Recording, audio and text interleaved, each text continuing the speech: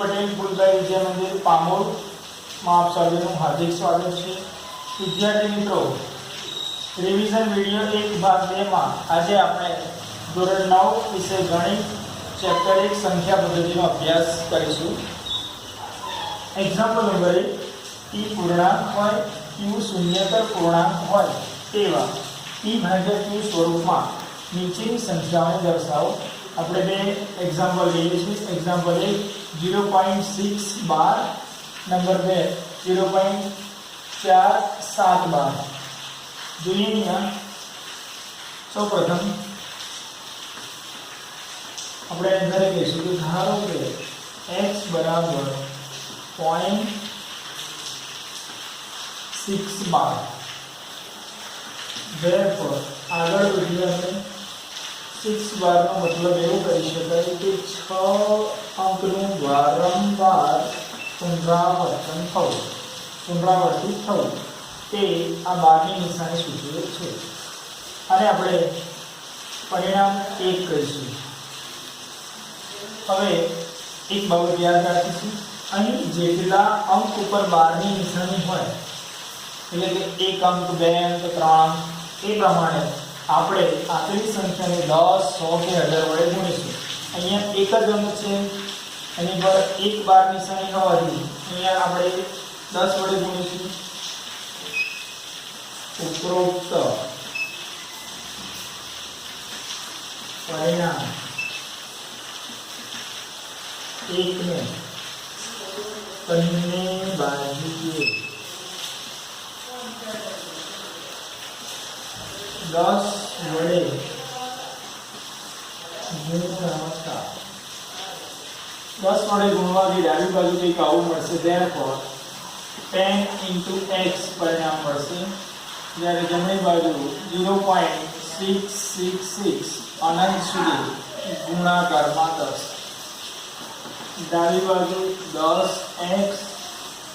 હવે 10 વડે ગુણાકાર છે એનો મતલબ કે આપણે અહીંથી એક સ્ટેપ ખસીશું એટલે જમણી બાજુ એનો દશાંશ ચિહ્ન ખસશે એટલે એનો ગુણાકાર આવો થશે 6.666 અનંત સુધી। અને આપણે પરિણામ 2 લઈશું। ઉપરોક્ત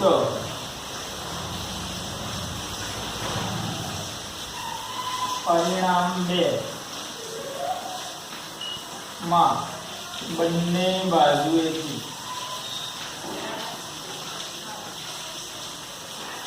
x બાદ કરતા, therefore આ બાજુ ડાબી બાજુ -x અને જમણી બાજુ 6.666 અનંત સુધી -x, બંને બાજુ x ની શું કરવામાં આવે? બાદબાકી કરવામાં આવે છે। હવે ડાબી બાજુનું સાદુરૂપ આપણને આવું કંઈક મળશે 9x, જ્યારે આ બાજુ x ની કિંમત આપણને અહીંથી મળશે પરિણામ 1 પરથી, તો કિંમત અહીંયા મૂકી દઈએ તો 0.666 અનંત સુધી। આનું સાદુરૂપ કંઈક વિદ્યાર્થી મિત્રો આ રીતે થશે 6.6666 અનંત સુધી માઇનસ પોઈન્ટ નીચે પોઈન્ટ મૂકીએ 666 અનંત સુધી। તમે જોઈ શકો છો પોઈન્ટ પછીનો ભાગ બધો એક સરખો જ 0 0 0 આ બાજુ અહીંયા માત્ર 6 વધશે એટલે આનું સાદુરૂપ આપણને માત્ર ને માત્ર 6 મળશે। હવે આગળ વધીએ। therefore 9x બરાબર 6 માટે x બરાબર 6। 9 જે છે ગુણાકારમાં છે, બરાબરની જરી બાજુ જશે એટલે છેદમાં આવશે। હવે 6 એટલે 3 × 6 અને 9 એટલે 3 × 9, ઉપર નીચે 3 3 કેન્સલ થશે એટલે x ની કિંમત 2/3 કે જે p ભાગ્યા q સ્વરૂપ દર્શાવે છે। હવે અહીંયા આગળ વધીએ। આપણે એક્ઝામ્પલ નંબર 2 જોઈએ વિદ્યાર્થી મિત્રો। 0.4712 છે। સૌપ્રથમ આપણે જાણી લઈશું કે ધારો કે x બરાબર 0.4712। હવે અને આ રીતે લખી શકાશે કારણ કે 7 12 છે એટલે 7 નું વારંવાર શું થશે અહીંયા પુનરાવર્તન થાય છે અને આપણે પરિણામ 1 કરીએ છીએ અહીંયા 7 એટલે કે એક જ અંક ઉપર 12 ની નિશાની છે એટલે આપણે સમજી ગયા હવે કે એને 10 વડે ગુણવા પડશે એટલે પરિણામ 1 ને અથવા આવું કહી શકાય ઉપરોક્ત પરિણામને બંને બાજુએ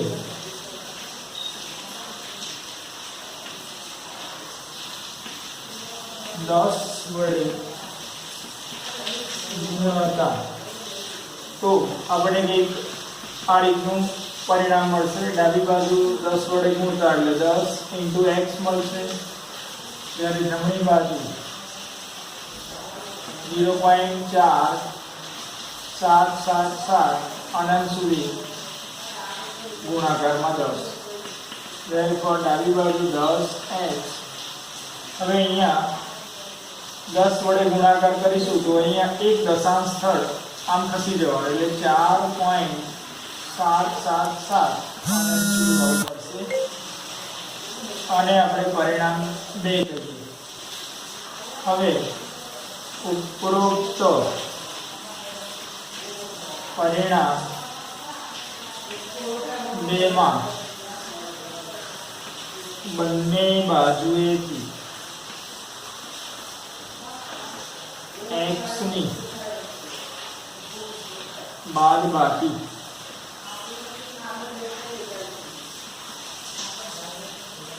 કરતા therefore ડાબી બાજુ 10x - x જમણી બાજુ 4.777 અનંત સુધી એમાં x ની બાદબાકી 10x - x નું સાદુરૂપ અહીંયા 9x મળશે જ્યારે 4.777 અનંત સુધી x ની કિંમત આપણે અહીંથી મૂકી દઈએ છીએ 0.4777 અનંત સુધી તો જમણી બાજુનું સાદુરૂપ આપણે અહીંયા જોઈ લઈએ 4.777 અનંત સુધી પોઈન્ટ નીચે પોઈન્ટ મૂકીશું 4777 આપણે જોઈ શકીએ કે અહીંયા 7777 અહીંયા પણ 77 એટલે 0 0 4 માંથી 4 લે 3 અને 4 એનો મતલબ એ થયો કે એનું સાદુરૂપ આપણને 4.3 મળે છે એટલે આનું સબ્સ્ટિટ્યુશન 9x બરાબર 4.3 therefore 9x બરાબર અહીંયા આ દશાંશ ચિહ્ન કાઢી એટલે નીચે 10 લખી શકાશે x ને સૂત્રનો કરતા બનાવીએ તો 9 છેદમાં જશે 10 તો છે એટલે 43/90 જે p/q સ્વરૂપ દર્શાવે છે વિદ્યાર્થી મિત્રો અહીંયા એક બીજી રીત છે 4.777 થી તેના ભાગ પાડીને 4 વત્તા કરીને એ સરવાળાની મેથડથી પણ આ બંને દાખલાને આપણે ગણી શકીએ છીએ વિદ્યાર્થી મિત્રો એક્ઝામ્પલ નંબર 2 જેની દશાંશ અભિવ્યક્તિ અનંત અનાવૃત હોય તેવી 3 સંખ્યાઓ લખો અહીંયા આપણને અનંત અનાવૃત સંખ્યાઓ લખવાની વાત કરી છે તો અસમય સંખ્યાઓ જે છે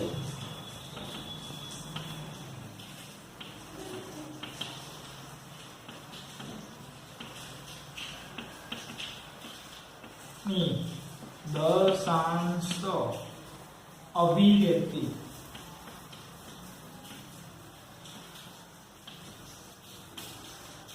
હંમેશા અનંત અનાવૃત હોય છે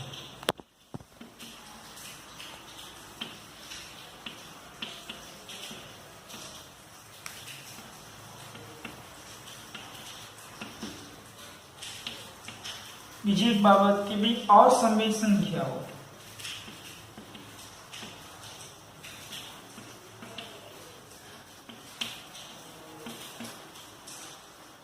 વધારે છે અનંત છે ઘણી બધી મળશે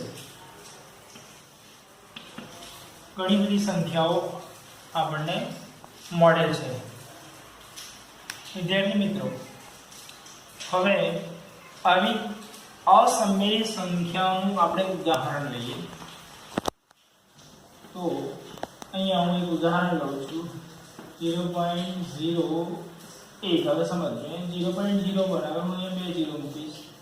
ફરી 1 ફરી 1 2 3 0 1 1 2 3 4 1. આમ આ સંખ્યા આગળ વધશે.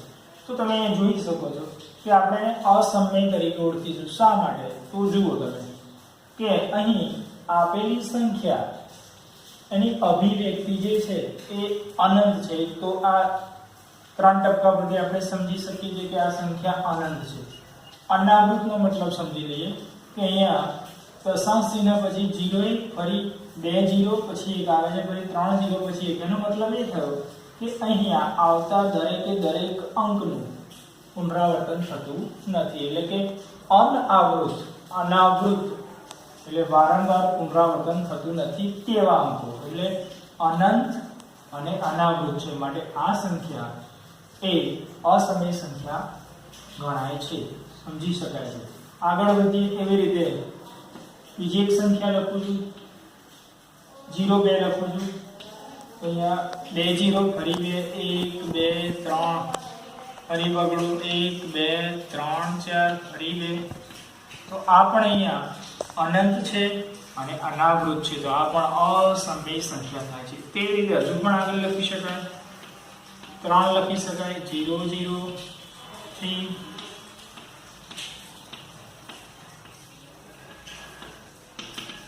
આવી રીતે આપણે આગળ વધતા જઈએ તો તમે લખી શકો છો. આ ઉપરાંત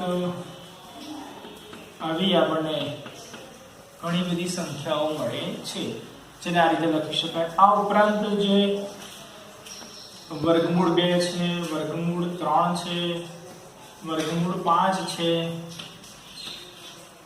વર્ગમૂળ 5 નો ઘન, આવી બધી જે સંખ્યાઓ જે છે કે જે સંખ્યાનું વર્ગમૂળ નથી નીકળતું, આ બધી જ સંખ્યાઓ જે છે એ અસમય તો છે અને સાથે સાથે તેની દશાંશ અભિવ્યક્તિ એ આપણને અનંત અને અનાવૃત દર્શાવે છે.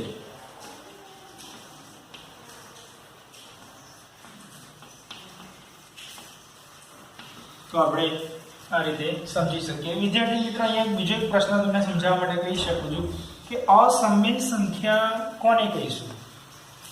તો કે ભાઈ જે સંખ્યા p ભાગ્યા q સ્વરૂપનું પાલન ન કરે અથવા p ભાગ્યા q સ્વરૂપમાં ન હોય, જે સમય નથી એને આપણે અસમય કહીશું. એટલે કે p ભાગ્યા q સ્વરૂપમાં નથી, એના સિવાયની બધી જે સંખ્યા જે છે એને આપણે અસમય કહીશું. જે સમય નથી એને આપણે અસમય કહીશું. અને અસમય ને સમજવા માટે પહેલા આપણે સમયનો અભ્યાસ કરી ચૂક્યા છીએ. જે સમય નથી એ અસમય સંખ્યા છે. જેવી કે આ રીતે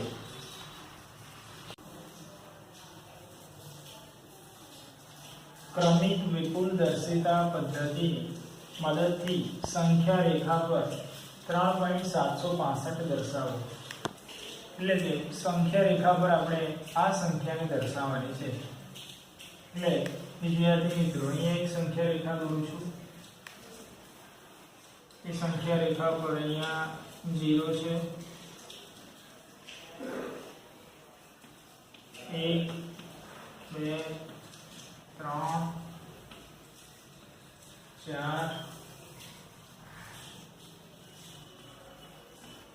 5 ધન સંખ્યા હોય છે, જ્યારે ડાબી બાજુ -1 -2 -3 આ રીતે સંખ્યાઓ આવેલી હોય છે. અહીંયા આપણે જોવાનું કે પહેલા 3 પોઈન્ટ છે, એટલે 3 જે છે એ તો ખરા, એના પછી પોઈન્ટમાં સંખ્યા આવે છે. એનો મતલબ એ થયો કે આપેલી સંખ્યા જે છે એ આ 3 અને આ 4 ની વચ્ચે હોવી જોઈએ. એટલે આપણે ફરી અહીંયા બીજી બાજુ ડ્રો કરીશું. હવે આ બેની વચ્ચે અસંખ્ય સંખ્યા આવેલી છે, એટલે હું અહીંયા 3 લખી દઉં છું. વિદ્યાર્થી મિત્રો, અહીંયા હું 4 લખી દઉં છું. એટલે હું માત્ર આ બે સંખ્યા વચ્ચેની વાત કરું છું.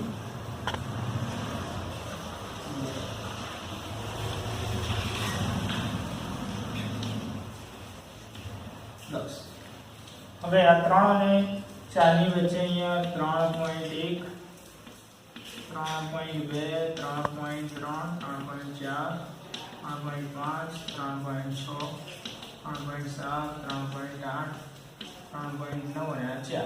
હવે અહીંયા આપણે જોઈ શકીએ છીએ કે 3 અને 4 ની વાત કરી એના વચ્ચેની આ સંખ્યાઓ છે. હવે આપણે અહીં જોઈશું 3 પોઈન્ટ પછી અહીંયા 7 આવેલા છે એટલે 3.7 જે છે એની વાત કરવાની અને 3.8 અને એની વચ્ચેની સંખ્યા હોવી જોઈએ. અહીંયા પછીનો અંક જોઈશું એટલે 3.7 આવે છે. એટલે આગળ વધીએ તો આ 3.7 અહીંયા અને આ 3.8 અહીંયા. હવે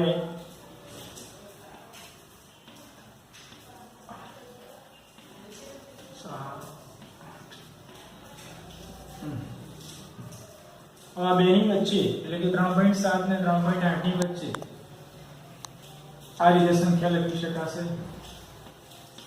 3.71 3.72 3.73 3.74 3.75 3.76 3.77 3.78 79 અને 3.80. હવે આપણે શું કરીશું?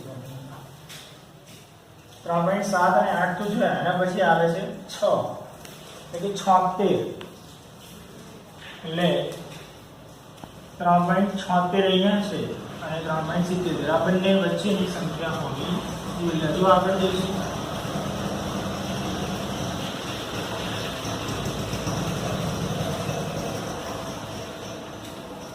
એટલે 3.76 અને 3.77 આ બેની વચ્ચેની સંખ્યા એટલે કે આગળ જઈએ 1 3 4 5 9 ને 10. હવે અહીંયા જોઈ શકીએ છીએ આપણે કે ભાઈ 3.76 પછી એટલે 1 2 3 છે એટલે ઉમેરીશું 301 3.761 762 763 3.764 3.765 3.766 3.767 3.768 ને 3.769. હવે આપણે જોઈએ તો આપણી સંખ્યા 3.765 એને આપણે શોધી કાઢવાની છે. તો વિદ્યાર્થી મિત્રો એ સંખ્યા આપણને અહીંયા મળે છે એને આપણે p વડે દર્શાવીએ છીએ કે જે ક્રમિક વિપુલતા દર્શક પદ્ધતિની મદદથી એટલે સંખ્યા રેખા પર આપણને અહીંયા મળે છે. વિદ્યાર્થી મિત્રો એક્ઝામ્પલ નંબર 4 સાદુરૂપ આપો. અહીંયા આપણે 1 2 3 દાખલા જોઈશું. અહીંયા આપણે જોઈ શકીએ છીએ અહીંયા આપણે આવું કરીશું 2 કૌંસ આપેલા છે. તો પ્રથમ આપણે આ 3 જે છે એ અહીંયા લખીશું, પછી આખો કૌંસ એની સાથે લખી દઈશું, પછી વત્તા વર્ગમૂળ 3 પછી આખો કૌંસ લખી દઈશું.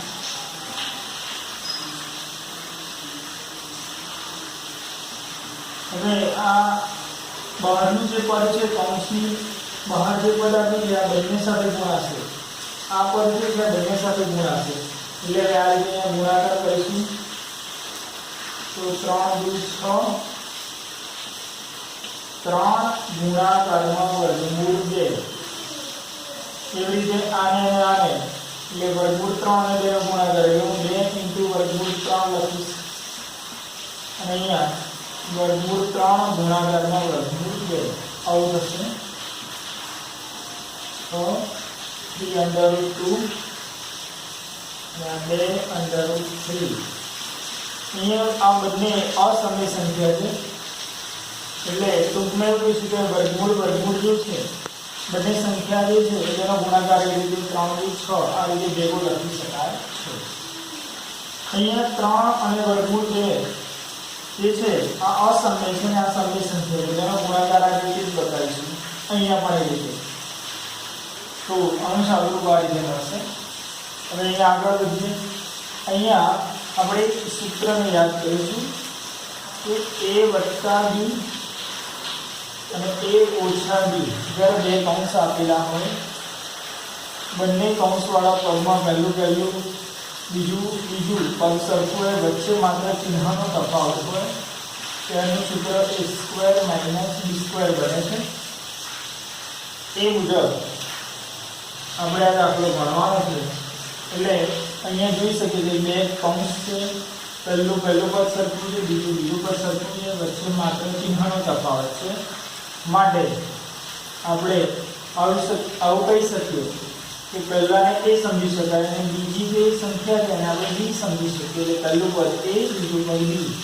એટલે a² એટલે 3 નો વર્ગ -b² એટલે √3 નો વર્ગ આવું લખી શકાય. 3 નો વર્ગ એનો મતલબ 3 × 3 એટલે 9. વર્ગ અને વર્ગમૂળનો મતલબ વિદ્યાર્થી મિત્રો આવું કરી શકાય. એટલે આ વર્ગમૂળની પર જે વર્ગ છે એટલે આ રીતે ગુણાકાર થાય એટલે વર્ગ જે છે એટલે કે આ બગડો અને આ બગડો એટલે વર્ગ અને વર્ગમૂળ જે છે આ રીતે કેન્સલ થઈ જાય છે. એટલે અહીંયા વર્ગમૂળ 3 નો વર્ગ એનો મતલબ કે વર્ગમૂળ કેન્સલ એટલે અહીંયા 3 વધશે અને જવાબ આવશે 6. ત્રીજા દાખલા પર જઈએ. અહીંયા પણ આપણે સૂત્રને યાદ કરીશું a + b આખા કૌંસનો વર્ગ બરાબર a² એટલે પહેલા પદનો વર્ગ, બે નિયમના પહેલું બીજું પદ વત્તા b². આ સૂત્રનું પાલન કરીશું. તો અહીંયા આને a સમજી લો અને b સમજી લો. તો તે મુજબ પહેલા પદનો વર્ગ વત્તા બે નિયમના પહેલું બીજા પદનો ગુણાકાર વત્તા અંતિમ પદ એટલે દ્વિતીય પદનો વર્ગ. આ સૂત્ર મુજબ આપણે એની કિંમત મૂકી. વર્ગમૂળ કેન્સલ એટલે અહીંયા 5 આવશે. હવે અહીંયા 2 વર્ગમૂળ 5 × વર્ગમૂળ 2 ગુણાકારમાં 2 વર્ગમૂળ 2 છે એટલે વર્ગમૂળ ને વર્ગ કેન્સલ થશે એટલે અહીંયા માત્ર ને માત્ર 2 જવાબ મળશે. હવે આ 5 અને આ 2 નો સરવાળો કરી લઈએ 7. હવે આ બંને અસમય સંખ્યા છે એનો ગુણાકાર શક્ય બનશે એટલે 5 × 10 એટલે એનો જવાબ આપણને 7 + 2 વર્ગમૂળ 10 મળે. આપેલ સંખ્યાઓના છેદનું સમીકરણ કરો. અહીં આપણે 2, 3 અને 4 દાખલા લઈશું. છેદનું સમીકરણ કરવાનું છે. વિદ્યાર્થી મિત્રો અહીંયા છેદ અસમય સંખ્યા આપેલી છે, એનું સમીકરણ એટલે કે છેદમાં સમય સંખ્યા આપણે લાવવાની છે. એટલા માટે અંશ અને છેદમાં વર્ગમૂળ 7 વડે ઉપર નીચે ગુણી કાઢવામાં આવશે. હવે આ બેનો ગુણાકાર એટલે વર્ગમૂળ 7 પાછા મળશે. નીચે વર્ગમૂળ 7 ગુણ્યા વર્ગમૂળ 7 આવું થશે. અંશમાં વર્ગમૂળ 7 છેદમાં વર્ગમૂળ 7 નો વર્ગ થશે. એટલે વર્ગમૂળ કેન્સલ એટલે નીચે 7 મળે જે સમય સંખ્યા મળે છે. એટલે કે એવું કહી શકાય કે છેદનું સમીકરણ થઈ ગયું એમ કહી શકાય. અહીંયા જોઈએ વિદ્યાર્થી મિત્રો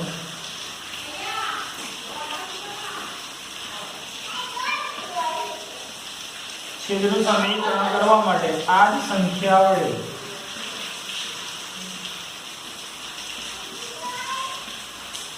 ઉપર નીચે અનુબદ્ધ કરણી લેવામાં આવે. અનુબદ્ધ કરણીનો મતલબ આ જ સંખ્યા વડે ઉપર નીચે ગુણવામાં આવે છે, પરંતુ અહીંયા જે ચિહ્ન હોય એનું વિરોધી ચિહ્ન અહીંયા ઉપયોગમાં લેવામાં આવે છે અને અનુબદ્ધ કરણી પણ કહી શકાય છે. હવે આ જે સંખ્યા અંશ છે ને એક સાથેનો ગુણાકાર એટલે આપણને વર્ગમૂળ 7 વત્તા વર્ગમૂળ 6 પાછા મળશે. અહીંયા આપણે જોઈ શકીએ છીએ કે અહીંયા આ બે સંખ્યા છે એનો ગુણાકાર છે. પહેલું પદ સરખું છે, બીજું પદ સરખું છે, વચ્ચે ચિહ્ન જુદું છે એટલે આપણે આ રીતે લખી શકાય. a² - b² સૂત્રનો ઉપયોગ કરી શકાય. એટલે વર્ગમૂળ 7 નો વર્ગ વર્ગમૂળ 6 નો વર્ગ આવું થશે. અંશમાં વર્ગમૂળ 7 વત્તા વર્ગમૂળ 6. વર્ગમૂળ કેન્સલ એટલે અહીંયા 7 મળશે, અહીંયા વર્ગમૂળ કેન્સલ એટલે 6 મળશે, વચ્ચે માઈનસ ચિહ્ન. એટલે વર્ગમૂળ 7 પ્લસ વર્ગમૂળ 6 છેદમાં 7 માઈનસ 6 એટલે 1. અથવા એક લખવાની પણ જરૂર નથી એટલે છેદમાં આપણને સમમેય સંખ્યા મળી ગઈ એટલે સમીકરણ થઈ ગયું એમ કહી શકાય. એક્ઝામ્પલ નંબર 3 જોઈએ.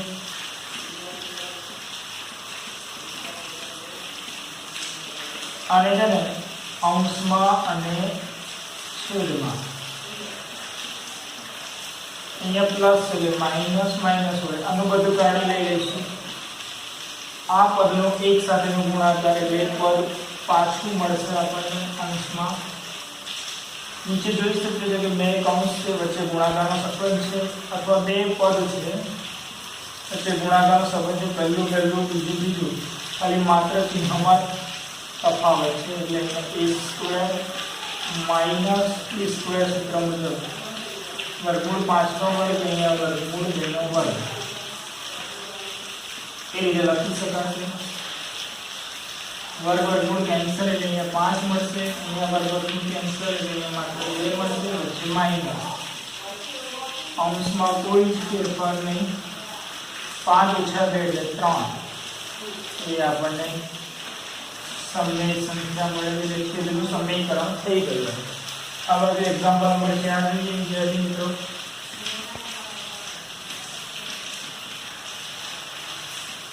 અંશ અને છેદમાં ઓછા છે અહીંયા વત્તા વડે ઉપર નીચે ગણવામાં આવે છે. હવે ઉપર આ પદ મને પાછું મળશે એક સાથે ગુણાકાર છે માટે અહીંયા પણ સેમ a² - b² મુજબ વર્ગમૂળ 7 અને અહીંયા 2 નો વર્ગ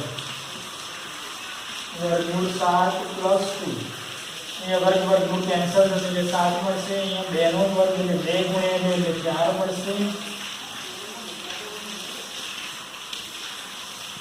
7 માંથી 4 જાય એટલે 3 મળશે જે સમમેય સંખ્યા છેદમાં મળે છે. એટલે આપણે છેદનું સમીકરણ કરી એમ કહી શકાય. વિદ્યાર્થી મિત્રો ઘાત અને ઘાતાંકના નિયમો આપણે આગળના એટલે 8મા સુધી આપણે અભ્યાસ કરી ચૂક્યા છીએ. ઘાત અને ઘાતાંકના નિયમો અહીંયા મેં લખ્યા છે જેનો આપણે ઉપયોગ કરી શકીએ. ગુણાકાર હોય ત્યારે ઘાતનો સરવાળો થાય છે, જ્યારે ભાગાકારમાં બાદબાકી થાય છે. એમાં મોટી સંખ્યામાંથી નાની સંખ્યાની બાદબાકી થાય છે.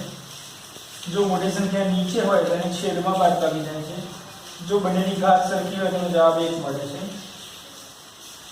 કૌંસની બહાર પણ જ્યારે ઘાત આપેલી હોય તો ઉપર બંનેનો ગુણાકાર થાય છે.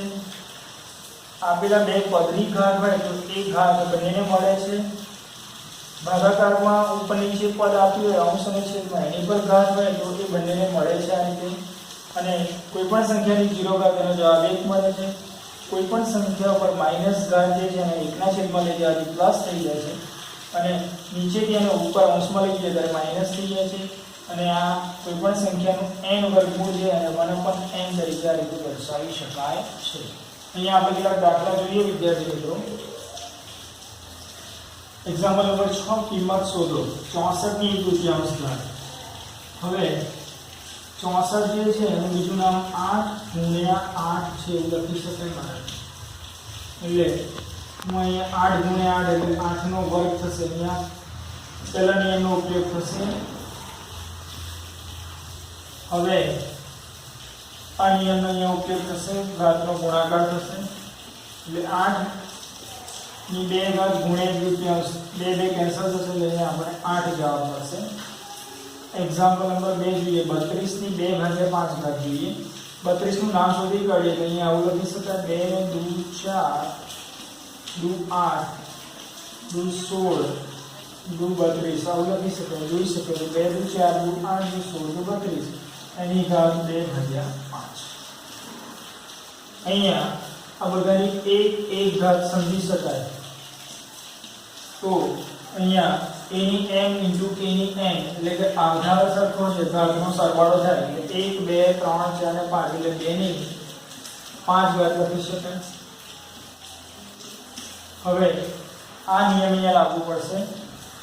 m * n એટલે આ બંનેનો ગુણાકાર થશે, 5 5 કેન્સલ થઈ જશે એટલે 2 ની માત્ર 2 ઘાત વધશે. 2 ની 2 ઘાત એટલે 2 ગુણ્યા 2 એટલે તમને જવાબ 4 મળશે.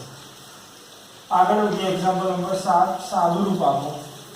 જોઈએ વિદ્યાર્થી મિત્રો અહીંયા 2 ની 3 દૂતીયાંશ ઘાત * 2 ની 1 પંચમાંશ ઘાત.